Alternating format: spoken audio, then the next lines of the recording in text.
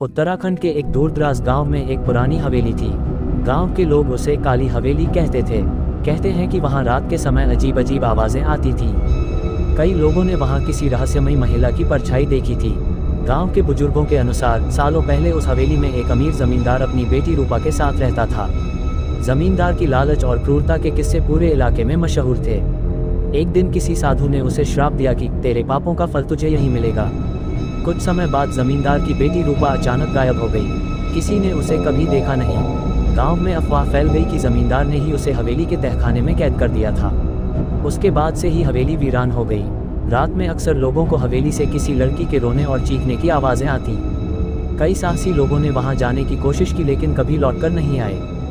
एक दिन गांव के 4 नौजवान अर्जुन, मनोज, कविता और सीमा ने तय किया कि वे इस रहस्य से पर्दा उठाएंगे। सबके हाथ में टॉर्च थी और दिलों में डर। जैसे ही वे हवेली में दाखिल हुए, ठंडी हवा के झोंके से दरवाज़ा अपने आप बंद हो गया। अंदर दीवारों पर खून के निशान थे। हर कोने से अजीब सी सिसकियों की आवाज़ आ रही थी। अचानक ऊपर से सफ़ेद साड़ी पहने एक लड़की की परछाई दिखाई दी। उसकी आंखों से खून के आंसू बह रहे थे। वह जोर से चिल्लाई, मुझे बचाओ। अर्जुन ने हिम्मत जुटाई और पूछा, तुम कौन हो? लड़की बोली, मैं रूपा हूँ। मेरे पिता ने मुझे इस तहखाने में जिंदा दफना दिया था। मेरी आत्मा अब भी इस हवेली में भटक रही है। जैसे ही उन्होंने तहखाने का दरवाज़ा खोला, वहाँ एक कंकाल पड़ा था, वही रूपा का।